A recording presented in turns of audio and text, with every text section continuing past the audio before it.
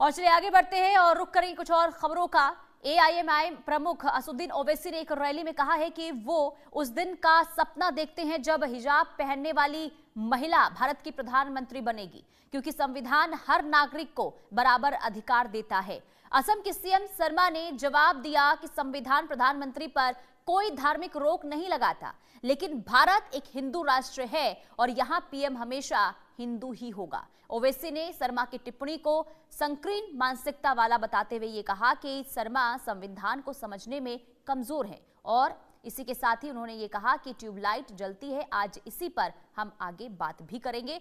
लेकिन उससे पहले आपको बता दें कि ओवैसी की ओर से हिजाब को लेकर, हिजाब वाली प्रधानमंत्री को लेकर जो स्टेटमेंट दिया गया था, इसे लेकर सियासत इस वक्त गरमाई हुई है और लगातार बयानबाजी हो रही है। मध्य प्रदेश के सीएम ने भी इसे लेकर ओवैसी को घेरा और हमला किया और इसके जवाब में ओवैसी भी लगातार पलटवार करते हुए नजर आ रहे हैं। कुल मिलाकर सियासत इस वक्त काफी गरमाई हुई नजर आ रही है ओवैसी के बयान के बाद। दरअसल आपको बता दें कि महाराष्ट्र में देखिए बीएमसी चुनाव है और इसे लेकर तमाम तरीके से प्रचार प्रसार जो है वहां पर देखने को मिल रहा है और इसी दौरान प्रचार करने के लिए ओवैसी भी पहुंचे थे और प्रचार के दौरान उन्होंने ये कहा कि एक दिन ऐसा भी होगा जब देश में हिजाब वाली प्रधानमंत्री भी बनेगी और इसे लेकर ही अब लगातार बीजेपी के तमाम बड़े नेता इसे लेकर बयान दे रहे हैं पलटवार और इसके साथ ही हमलावर ओवैसी के इस बयान पर। तो वहीं हाल ही में आपको बता दें कि कल ही मध्य प्रदेश के मुख्यमंत्री ने भी इसे लेकर बयान दिया था। इसके अलावा हेमंता सीएम ने भी, असम के सीएम ने भी इसे लेकर ओवैसी को घेरा। कुल मिलाकर बीजेपी लगातार देखिए पलटवार जो है इसे लेकर करती हुई नजर आ रही है और कुल मिलाकर ये कह सकते हैं कि राजनीति अब एक अलग मोड़ लेती हुई इस पूरे बयान के बाद नजर आ रही है और जवाब दिया जा रहा है और ओवैसी को घेरा जा रहा है इस बयान को लेकर और ये कहा जा रहा है कि ये देश हिंदू राष्ट्रीय देश है, ना कि इस्लामिक देश है। और इसके साथ ही ये भी कहा गया बीजेपी की तरफ से कि इससे ये पता चलता है कि ओवैसी इसे इस्लामिक देश बनाना चाहते हैं। शाहिद अंसारी संवाददाता तमाम जानकारी के साथ जुड़ चुके हैं। शाहिद, ओवैसी का ये बयान अब सियासी रंग लेता हुआ नजर आ रहा है और लगातार बीजेपी की तरफ से हमला किस तरीके से अब इसका रंग बीएमसी चुनाव के बीच में देखने को मिल रहा है, जो बयानबाजी हो रही है हिजाब वाली प्रधानमंत्री को लेकर। इसकी शुरुआत जो हुई थी वो असल में जो है महाराष्ट्र से हुई थी। महाराष्ट्र पे मुंबई से शुरू हुई थी। जब यहाँ आई थी कि कोई मुस्लिम या कोई खान जो है मेयर नहीं बन सकता, तो बुनियाद वहीं से इस बयान की डाली गई थी और फिर उसके बाद शुरू हुआ जो सियासी घमासान है वो शुरू हो गया। आमतौर पर आपको याद होगा कि ओवैसी जो है अपने इसी तरह के बयान के कंट्रोवर्शियल बयान और विवादित बयान के लिए जाने जाते हैं, बिल्कुल उसी तरह से जैसे नीतीश राणे। और ओवैसी ने जिस तरह से ये बयान दिया है तो उसके बाद जाहिर सी बात है, चुनाव का माहौल है तो सियासी पारा जो है गर्म होना लाजमी है।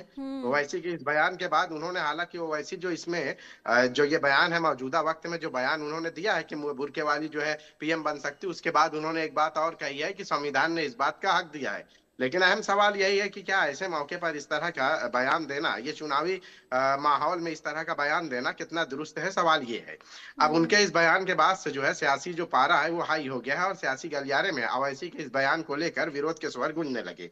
वही नीतीश राणे ने इस पर कहा है कि नीतीश राणे ने कहा है कि ये तो गजवा हिंद की शुरुआत है। और फिर उसके बाद कांग्रेस ने भी जो है ओवैसी को घेरा। कांग्रेस ने कहा है तो ये तो बी टीम है।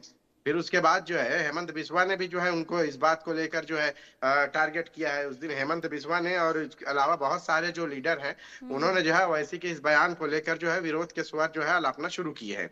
हालांकि ओवैसी की आप देख लीजिए कि जो भी बयान आते हैं, चाहे आज हो या इसके पहले आए हों, वो बयान वो जो है भले ही उसमें कंटेस्ट में दे कि संविधान ने उन्हें हक दिया है, लेकिन सवाल यही उठता है कि आखिर चुनावी जब माहौल है तो ऐसे माहौल में इस तरह का बयान देना कितना दुरुस्त है। इसका मतलब यही होता है कि हर सियासी पार्टी जो है वो इस तरह के बयान देकर अपने वोट अपने झोली में जमा करने की हर संभव कोशिश करती है। चाहे ओवैसी हो, चाहे नीतीश राणे हो या चाहे कांग्रेस हो, कोई भी लीडर है जो इस तरह के कंट्रोवर्शियल बयान देती है, विवादित बयान देती है, तो उसका मतलब और मकसद यही समझा जा सकता है कि इस तरह के बयान देने के पीछे का असल वजह यही होती है कि जो वोट है, जो जनता के वोट है, वो इन्हीं बातों को कहकर किस तरह से जनता को जो है अपनी जानिब जो है लुभाएं और लुभाने के बाद उनके वोट अपनी झोली में जमा कर लें। हालांकि आज तक आप देख लीजिए कि ओवैसी के जो भी बयान रहे हैं, इस बयान की बुनियाद पर ओवैसी का महाराष्ट्र में कोई बहुत ज्यादा दखल नहीं रहा है। दखल का मतलब यह है कि महाराष्ट्र की जनता ने एमआईएम को या ओवैसी को बहुत ज्यादा अहमियत नहीं दी।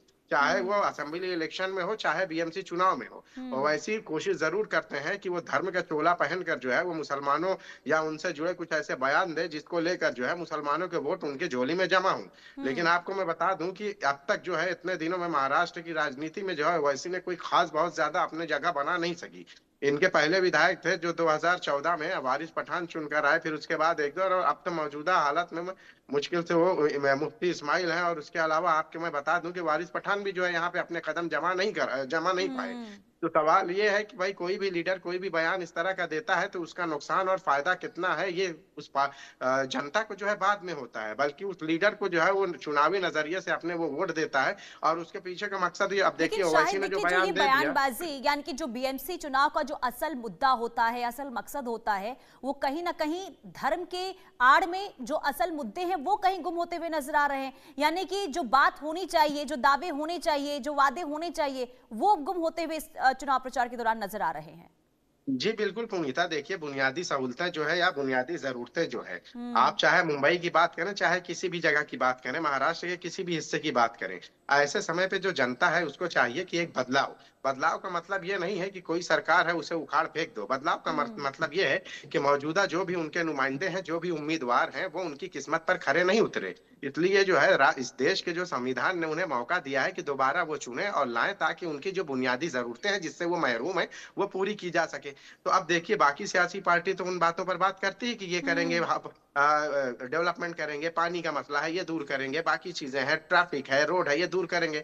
लेकिन अवैसी जो है उससे हट के जो है जो जो धार्मिक, इसको तो हम यही कह सकते हैं कि विवादित बयान और धार्मिक बयान देकर वो कहीं ना कहीं जो मुसलमानों का सॉफ्ट कॉर्नर और कि मुसलमानों के बहुत बड़े मसीहा हैं ये साबित करने की कोशिश कर रहे हैं, बावजूद उसके मुंबई हो चाहे और हर महाराष्ट्र के बार शायद ये मुसलमान देखा जाता है जब जब चुनाव होते हैं, बिहार चुनाव के दौरान भी ये देखा गया था कि इस तरीके से बयानबाजी ओवैसी की तरफ से की जाती है, लेकिन इसका फायदा तो देखिए बिहार में ज्यादा खास होता हुआ नजर नहीं आया। क्या मुंबई में वो हो पाएगा, ये देखना होगा। बहुत शुक्रिया शाहिद तमाम जानकारी देने के लिए।